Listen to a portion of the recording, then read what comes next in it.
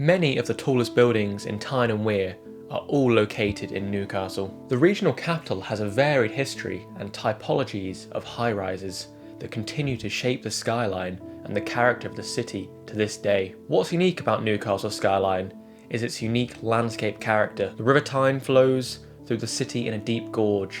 This is flanked either side by steep slopes. On the north edge, Newcastle city centre sits several hundred feet above the river on a plateau, creating a unique skyline which is highly visible from the south. Bridges cross this gorge at both river level and the plateau level, creating a great variety in this landscape. So how has Newcastle Skyline changed and developed? And how is the skyline actually planned? What influences a decision to approve towers in the city? As with most English cities, its churches and cathedrals were often the first tall buildings in the city.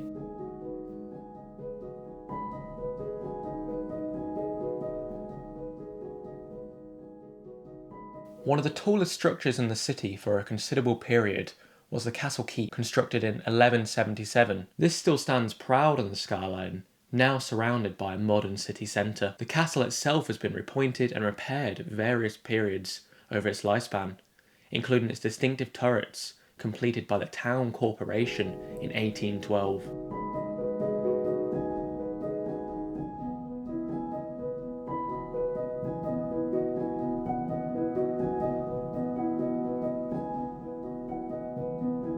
St Nicholas Cathedral is the second tallest cathedral in the city. Its Gothic lantern tower can be seen on the city skyline. The glimpse views of the spire above Grey Street and on the skyline are always a delight.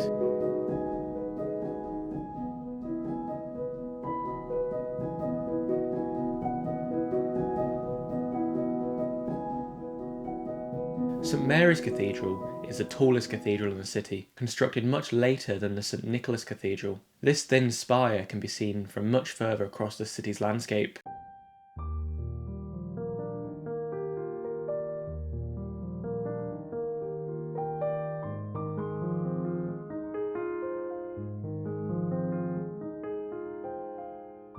All Saints' Church dates back to 1796. Whilst not the tallest church, its location on the Tyne Gorge makes this church a landmark on the quayside, framing streets in a way that Newcastle does not do very often.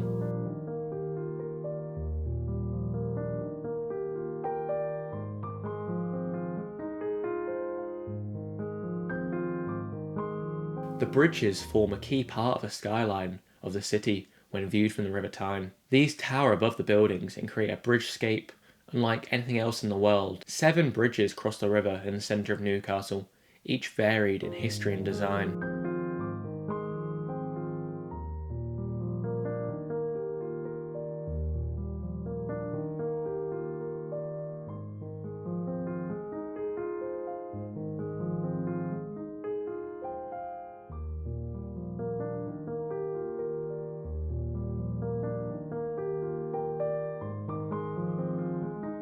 The 1888 warehouse, once occupied by Turnbulls, is one of the finest historic additions to the skyline. Located to the rear of Central Station, formerly this was a tobacco warehouse and now forms residential apartments.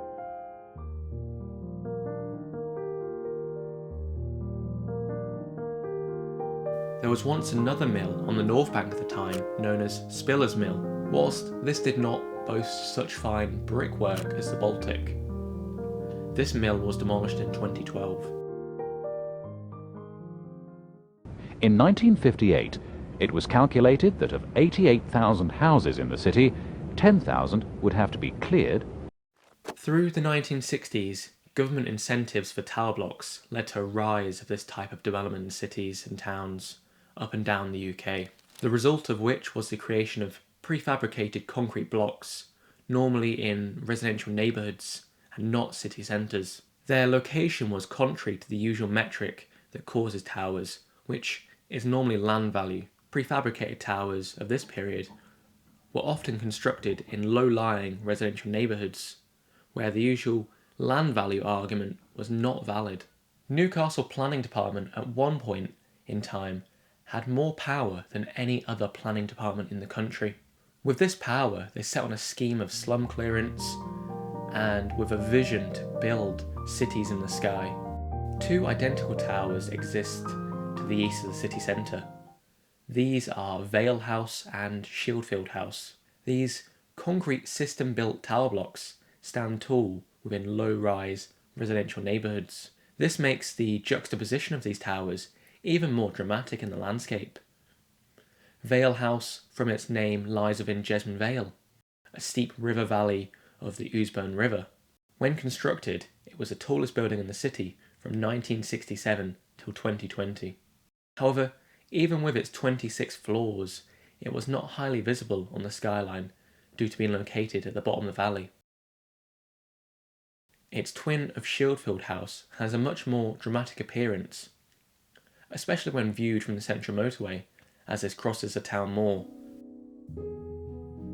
Crudders Park Tower stands to the west of Newcastle city centre. This was another slum clearance and rehousing scheme. This originally stood as part of 10 towers overlooking the Tyne Gorge and marking this part of the city. A regeneration scheme led by the council led to the demolition of 5 of these, and the conversion of several from social housing into private ownership. Westgate Road features a different style of tower block, this time with a cream and red colour palette. This is built as a trio of towers. Their colour scheme of cream and red came at a later date. These were originally built with concrete grey exteriors until their refurbishment. Due to their location on a hill, these towers are especially distinctive on the western end of the city's skyline. This site was previously occupied by terrace houses, and these were cleared from the site. There are many more tower blocks within the city, but the above serve as notable examples on the skyline and demonstrate the ambitions of this time period.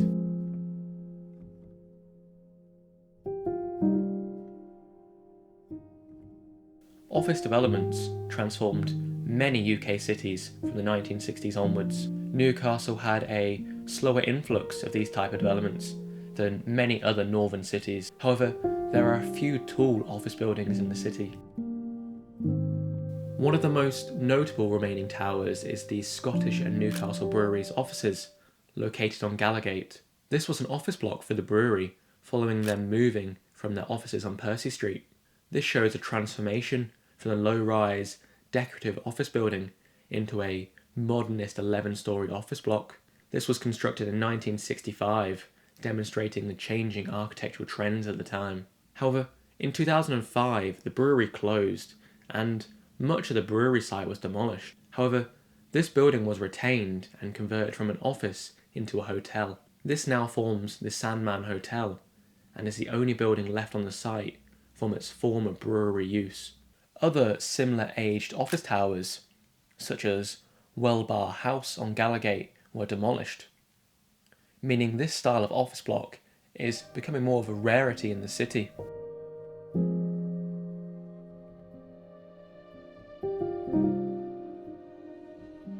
Another example of office developments of this time period is Claremont Tower, a 1968 university building. In 1963, Newcastle University split from Durham University. This coincided with a period of expansion for both Newcastle University and its polytechnic, now Northumbria University, which Claremont Tower could be seen as Newcastle University demonstrating its newfound independent position. Whilst a blocky and unusual design, the intrigue of this building is within its bridge section, which stretches across the road.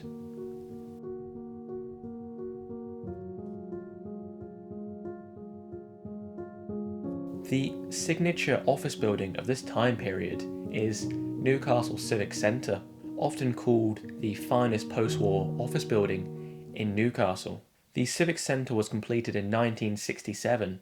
The previous town hall was located on the Big Market, but this was now considered a dated building and no longer fit for purpose. Before this, the Guildhall down the quayside was the centre of the town's political ruling. The changing location of the town hall from the quayside, further up the Tyne Gorge to the Big Market, and finally to its new civic core at Haymarket, represents the changing economics of the town. Previously, the river was the centre of the town's economy, but as the town grew and became a city, there was no longer a need for its civic functions to be located within close vicinity to the river. The civic centre's design consists of 3 blocks, 4 stories in height, a banqueting hall, a floating council chamber, and a 10-storey office tower, topped with a ceremonial Carillion bell tower. The bell tower features seahorses, indicating the city's connection to the river on its roof. The design of the office tower was said to be influenced by the United Nations headquarters in New York. The office and bell tower is visible on the skyline from afar, and this lines up almost perfectly with the Great North Road over the town moor. The construction of the civic centre led to the demolition of a number of terrace houses which used to be located here. This was part of a wide-scale redevelopment of this area, which coincided with the construction of the Central Motorway and the growth of the Polytechnic University. There have been a number of office towers that were demolished. This includes Westgate House. This previously used to span over Westgate Road. Constructed in 1972, the design spanned across the road, allowing for more floor space within the development. However, by the early 2000s, this was seen as an eyesore to the surrounding historic buildings. This was then demolished, and a more modest student accommodation block has replaced this. This has panelling and a scale more suitable to its surroundings.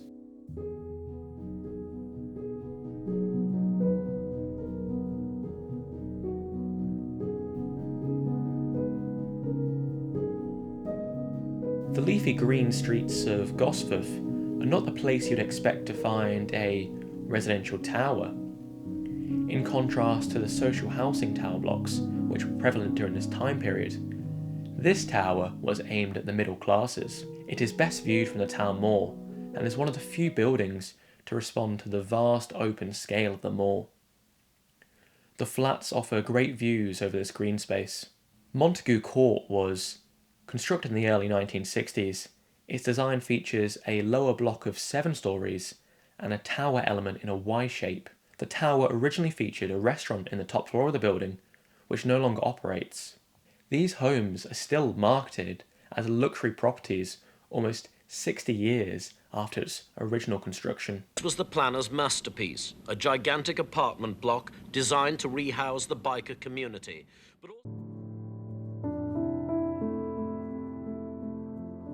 One of the tallest buildings within the centre of Newcastle is Buick Court, which is unique as being the tallest tower in the city built over a road. This elevated plaza and 19-storey tower was part of a vision for the city in the sky and was constructed in 1970.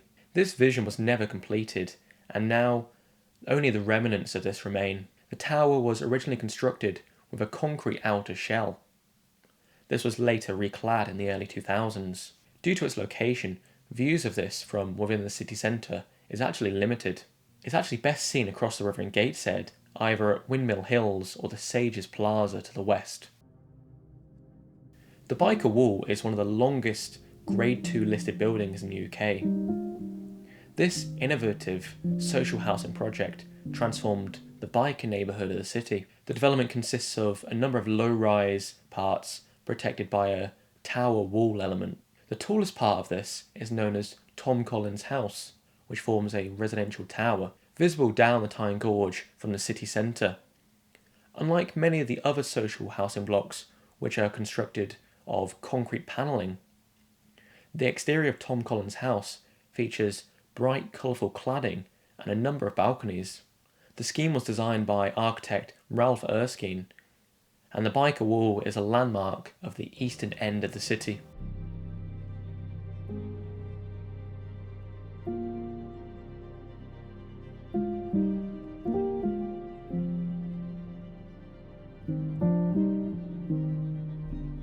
The signature office tower of the 1970s was Kale Cross House. This building had a troubled history after construction halted for 12 months on this scheme, when the owners ran into financial difficulties. Once construction restarted, the office block opened with no tenants. Kale Cross House sits above the historic part of Newcastle's quayside. This creates a juxtaposition with the smaller buildings below. This tower again was finished in concrete on its exterior. However, refurbishment in 2002 by Ove Arup and Partners gave it a significantly worse colour scheme of grey and green panelling, further worsened by its small windows it had at the time. It was almost as if the architects chose a building with one of the best views in the northeast, but then as some sick twist made the windows too small to actually enjoy the view. Kale Cross House has now been refurbished again in 2023 to become residential flat. Its grey and green cladding has been replaced by a sandstone colour cladding, and its windows have been enlarged. Whether this is an improvement is still yet to be seen.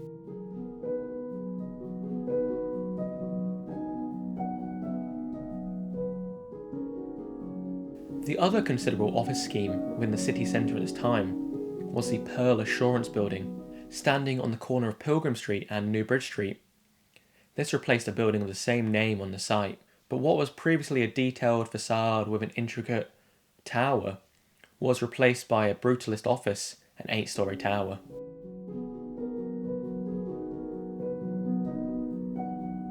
To the north of Gosforth High Street is not where you'd expect to find what, at the time, was one of the largest office developments in Europe, focused around providing office facilities with excellent car parking. Development originally started in 1965 and continued on for a decade. This was the furthest office development had gotten out of the city at this point. The construction here was concrete framed office towers with large glazing and vast amounts of car parking. The development had some 400,000 square feet of office space and 1,000 car parking spaces. This attracted big names to the area, including the Department of Health and Social Security, Northumberland County Council's Architects Department, and Scottish Widows. The scale of this office development was unlike anything seen in the city, with the Northern Rock headquarters alone costing £800,000 to build. The amount of development here taking up all of the demand in the city is probably a reason why Newcastle city centre was not inundated with offices during this time period.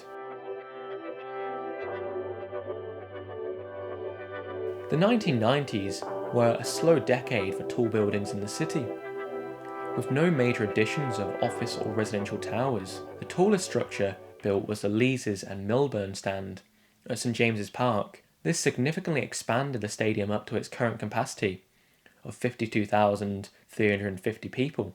St James's Park's position on some of the highest land in the city means this is visible on the skyline. The Leazes stand is unique as it's the tallest in the stadium, and the stadium is hemmed in on all other angles. This leads to this stand offering one of the most impressive views of the city. Sitting up here watching the sunset over the skyline, it's difficult to remember there is a football game on all those floors below. The cantilever roof used here was, at the time, the largest in the world. The height of this stand would actually play an important role of increasing the height of the city in the future.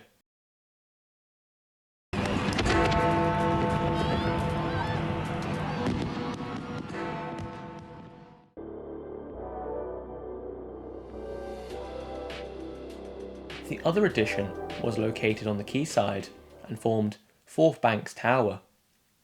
This was completed in 2009 and featured 16 stories, a tower looking out over the city, and behind it lies acres of wasteland from the former Elsick lead works.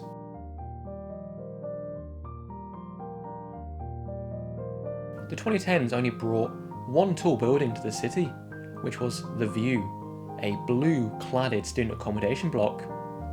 The materials used on this were probably a poor choice, and this stands out on the street scene of Strawberry Place. The height of this tower was actually constructed to be in line with the roof of the Leazes stand of St James's Park. Adjacent to this, Newcastle University Business School was constructed.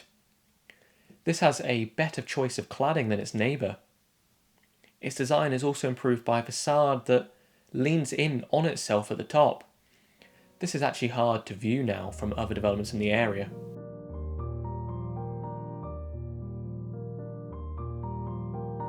The business school, The View, and the Sandman Hotel form one of the best tall building frontages in the city. The curve of Barrack Road and the stepping of these buildings creates a strong frontage over the St James's metro station.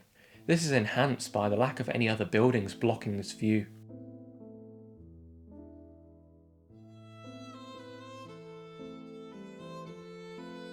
UK cities are currently undergoing a high-rise renaissance, with many constructing their current tallest building or towers of some variety. This comes after historic public backlash against high-rise living, following the poor build quality and public incidents such as the Ronan Point collapse. In Newcastle, this is currently culminated in 2 recent tall buildings.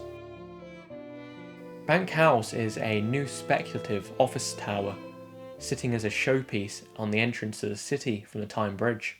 The design of this features large floor-to-ceiling glazing and white cladding.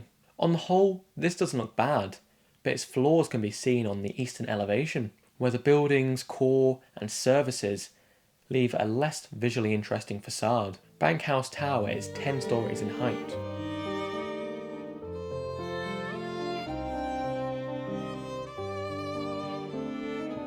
The other notable addition is Hadrian's Tower, which became the city's tallest building at 27 floors, beating the 1967 Vale House tower block. The designer's building features a glazed facade with golden trims. This also features an overhang element, which helps to break up the mass of the tower. Hadrian's Tower can be seen from a number of vantage points of the city, and serves as a marker for a new section of the city.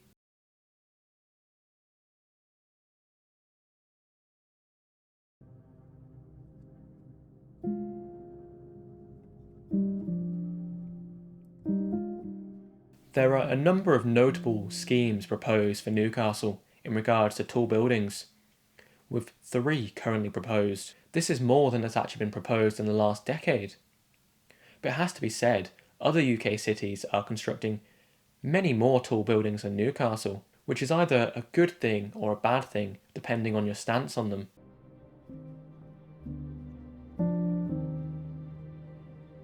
The tallest building in the city is now proposed on a site in Newcastle Helix, a few hundred metres away from other buildings such as Hadrian's Tower, The View, Newcastle Business School and St James's Park. This area is now becoming a cluster of tall buildings and feels like a modern neighbourhood added to the city centre. This new tower will be 28 stories and provide residential flats. On the eastern edge of the city, a new tower is proposed to replace a 1970s hotel tower.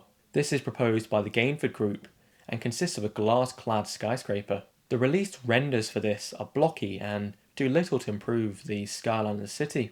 No formal planning application has actually been submitted for this yet.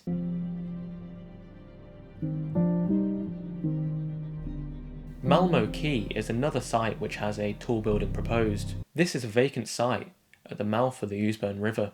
Tall towers have been proposed in this location before, but never built. It's a site where the regeneration Newcastle quayside falls flat, and after this, car parks and industrial sheds follow. A tall building in this location could serve as a waymarker for the Ousburn. Recent proposals included an 18-storey tower on the site, but public backlash resulted in the developer significantly reducing the height of this. The main cause of concern is that up and above this site is the Free Trade Inn, a fine pub with probably the best view of Newcastle from a pub window. This is a key place to view the Newcastle skyline, which is enhanced by the curving edge of the River Tyne. Any tall building here would block the view of the river and ruin a great view of the city, so it needs to be carefully considered. But this really comes to the question of how are tall buildings planned in the city? Newcastle City Council have specific guidance for tall buildings. The issue is, this document is 17 years old, originally published in 2006. And how is this document actually used in practice? This document sets out a number of criteria that tall buildings need to meet. But did the city's latest towers of Hadrian's Tower or Bank House Tower even get assessed against these policies? Bank House, this actually refers to this tall building document within the policy section of the committee report. However, no assessment is actually made against the policies of this document, so it's considered it's not actually really in use. And then regarding Hadrian's Tower, the tall building SBT is again referenced in the policy section of the committee report, but again, no assessment is made against this SPD. Therefore, from this you can infer this document is almost considered void by the council's own planners and committee members. This leaves Newcastle in a position with no current tall building guidance. This is a stance that is echoed in other places such as Manchester, Sheffield and Glasgow. But some other UK cities, such as Leeds, do have tall building guidance. The lack of tall building guidance does not mean these are unplanned. Instead, standard planning policies are used to assess proposals. Furthermore, Newcastle actually started the production of a new tall building guidance in 2017. However, this has yet to come to fruition. Also worthwhile mentioning when considering tall buildings in Newcastle is the Historic England Tall Building Advice Note. This is a document produced by England's governmental heritage body to guide the development of tall buildings in the context of heritage. Whilst containing useful advice and guidance, it also features case studies, interestingly including Newcastle's Hadrian's Tower. Case study 7 actually warns of the lower transparency some companies producing renders use. This compares a render of Hadrian's Tower with the as-built photo, and this shows how the render almost has a lower transparency to try and hide the mass and scale of this building. But to me, even the as-built photo seems to be very favourable conditions. The tower and its reflectiveness is greatly increased. Compare this to my shot of the tower just during normal hours. Another really important document is the Tyne Gorge Supplementary Planning Document. This document is from 2003, but is still used to influence the construction of tall buildings, specifically in the Tyne Gorge. This is the area of Newcastle and Gateshead surrounding the River Tyne. The distinctive landscape of this area results in a steep gorge, with buildings climbing up this gorge on either side. This document then provides 31 landmarks and views of the gorge that contribute to its unique setting. However, with the age of this document being almost 20 years old, some of the landmarks have actually been demolished. The most important part of this document are the strategic views that are protected or should be enhanced by new development. This document is then used with a digital model of the city to provide a number of views which should be assessed against any new tall building proposal. Whilst all of the above policies and decisions do much to influence the development of towers, the ultimate decision is down to the elected councillors who sit on planning committee to decide.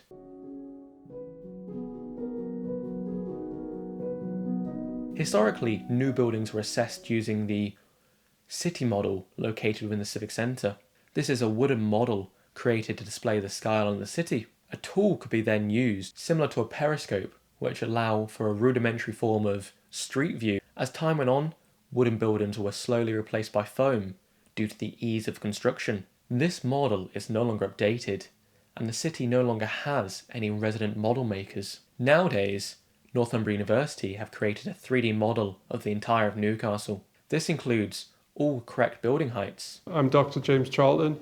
I'm an assistant professor here at Northumbria University, and I'm also the manager of the Virtual Newcastle Gateshead project. So Virtual Newcastle Gateshead has been up and running in some sense since about 2008, 2009. Initially as a research project at Northumbria University, looking at how 3D city data could be used to support the planning process. It sort of developed quickly from that through partnerships with Newcastle and Gateshead Council, who invested in sort of developing the model in terms of its use, but also in terms of the area it covered, to start creating a digital approach to assessing major planning proposals. First major model I think that we had for Newcastle was in 2012 for Newcastle and Gateshead. We had a 2012 model which covered the main city core of Newcastle and Gateshead, and then we expanded that in the years that followed to sort of going much further beyond. When we assess a proposal within the model, we have the ability to go to any location within what we refer to as the workshop model, which is a 16 square kilometre sort of 3D model of Newcastle Gateshead.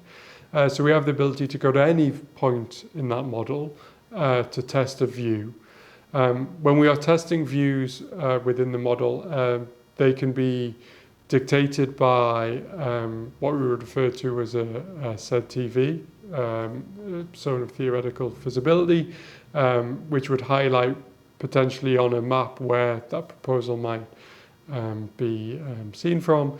Equally, depending on its location within the city, we can have, if there is sort of historic buildings or points of interest around there, we would want to test those. But in addition to that, we would have things like the Tyne Gorge study, which set out key viewpoints within the city where those or sensitive viewpoints within the city that would want to be tested.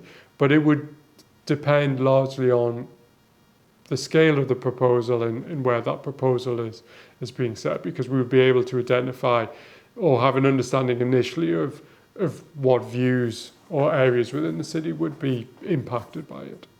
When we do digital assessment, we're largely dealing with a proposal in the earlier stages of its design process. And I think the model offers some advantages there. One, because we have the freedom to go in anywhere we want within the city. So we can test a view or, number of views. Typically, we might be 50, 60 plus views that we might look at in the beginning. And that can help us understand what that visual impact might be. But we're not just testing that proposal against the current form, because we have proposals that will come through VNG.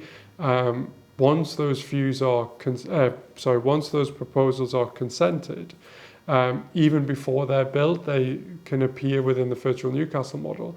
So we can test a proposal not just against the current version of Newcastle, but a future vision for Newcastle, and that can inform the development of that proposal, but that area in itself, and that allows our clients to really get benefit from that, not only in the sort of flexibility and quantity of views that they can test, but also they can test their proposal against something that they can't test in the sort of real world. I think the model for Newcastle Gateshead has a range of advantages, but I think there are some disadvantages to it. Ones that I don't think are too impactful to what we do, but more just about how we do things and the kind of sort of disadvantages come from that. So the model is created from aerial photogrammetry data, combination of aerial photography and sort of LiDAR data sets that we capture from a plane. And because of that, we have a lot of accurate roofscape data, which is great. It's exactly what you want for planning processes, but it doesn't offer any facade information. So we have no windows and doors, and therefore, that kind of level of detail is missing. Equally, we don't have capture any material information. So our city model appears as largely as a white model, or shaded white model at that. That can have kind of problems when you're looking back across a cityscape. That buildings can blend into each other if they're not distinctive in their kind of silhouette, in their form. So when we're assessing a proposal against its context, potentially it might not be easy to identify exactly the buildings that we're looking at. We have a number of strategies that we use to kind of try and reduce that. We have the ability to, we can colour up buildings, not to add material to them, but to add a colour to them that can help us to identify them. So we would typically, for listed buildings, for example, we have the ability to turn on a listed building layer that will highlight, grade 1, grade 2 listed buildings, so that when we're looking back across the city, or we're looking at the relationship between a proposal and its immediate context, we can identify whether there's any listed buildings within that view that might be impacted by it. I think when we look at the future of the model and its development, it's all going to be around accessibility and the integration of data sets. So what we would love to do is move the model to a web-based platform and make it more accessible, not just for the parties that are involved in the planning process, so the client, the developer, the architect and the council officers, but to make it accessible to the public as well, so that there would be a platform, a website that they could go to and they could fly around the city for their own interests, or to see what proposals are coming through so they can understand how their city is going to develop. But also the development is very much going to be around sort of the smart city. So we collect a range of data sets, I say we, in terms of Northumbria, Newcastle and universities and elsewhere in the city, things like air pollution and so on. And we would love to be able to plug into those data sets and then visualize those within the city model so that we can start moving the city model away from just planning, but also for consultancy and engagement for other areas. And we can build levels of intelligence into that. So we can understand, we can sort of build up what we would refer to as a digital twin of the city. So we can understand how that city is performing at any given moment of time, and we can do sort of analysis and the likes from that. So I think when we look at potential threats, I think there is external threats in the sense that, this isn't something that is bespoke to Newcastle and Northumbria. City models are becoming an increasingly common thing in terms of the ability to capture and create them. So I think it comes down to then what you do with the city model. I think one thing at Northumbria that is sort of unique to us, and I think a selling point, is the relationships we have with the council and the client and the processes we've been able to build that would sort of mitigate those threats. It might be that in the near future someone else can produce a city model and offer that for free, but there's still the technology and the processes around that in terms of what you do with that data and how you use it and how you get the benefits from it. I think obviously internally there's the opportunity for it's a research project, and the development of it is very much in terms of the ability to get research funding in to keep that project developing. And there's always changes around research grants and research bodies around what the sort of interests are around that, but that's something that we're always working to aiming to mitigate, to kind of make sure that we can keep the model up to date and developing towards the kind of goals that we envisage. The model very much is aimed at supporting the development of the city. It is not for the model to dictate the development of the city. The model is an asset, a tool that the councils, local councils, can use to not only test proposals that come through, but also ideas that they might have, master plans, that kind of thing, so that they can understand in a more accurate way exactly what an idea or proposal how that might impact the kind of sensitivity of a cityscape. And I think it's not the only tool. It's a tool, one of a range of tools that clients and council members can use. But I think it's a really useful tool for informing and engaging in that discussion, and that's very much where we see the model sitting. In terms of tall buildings, we've seen a number of tall buildings come through in terms of Newcastle over the last few years, and Virtual Newcastle Gateshead has played a part in their assessment, but it is just a tool for the assessment. The outputs are produced through the workshops that we use the tool at, the discussions will happen as sort of within that workshop and as a byproduct of the outputs of the workshop, but there is much more in terms of the kind of permissions that are given for tall buildings.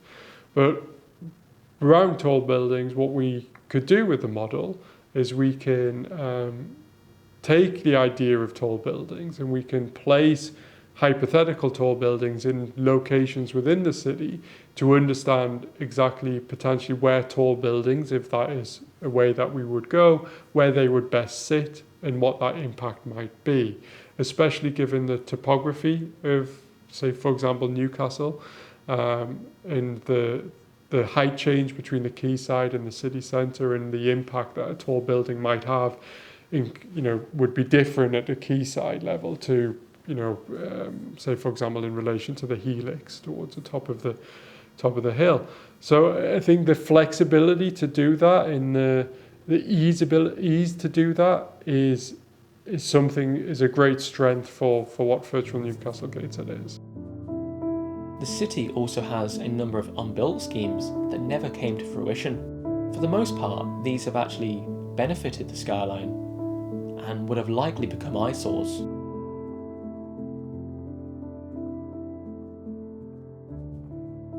The biggest change to Newcastle skyline in decades would have come in the form of the world's largest Ferris wheel. Built on the site of the old Spillers Mill, this would have been visible from the Millennium and Tyne bridges. The company behind this had only actually built 2 other Ferris wheels. They were able to secure planning permission for this Ferris wheel, but due to setbacks including the COVID pandemic, the Ferris wheel was never built. The planning application is now actually expired for this, so it's unclear if this will ever be revived.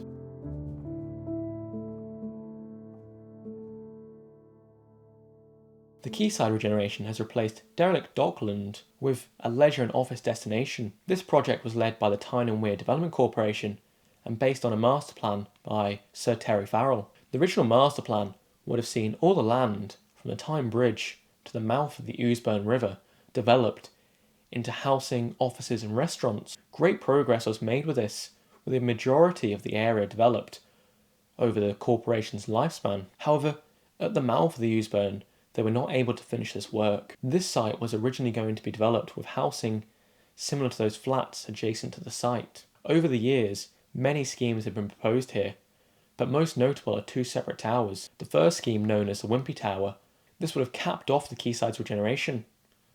Whilst I do think the city is lucky to not have such a large tower of this time period here, as it would have likely aged poorly. The other, of course, is the aforementioned Malmo Quay site that is currently in for planning, that was once 18 stories in height and then greatly reduced in its current form. This is yet to be approved still.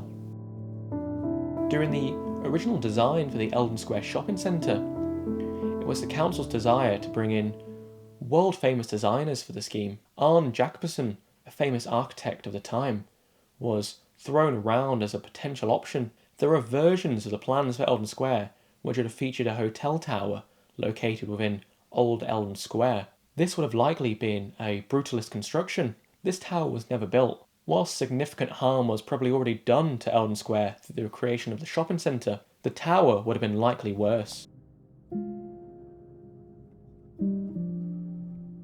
My prediction is the city will see an increase in tall buildings constructed over this next 2 decades.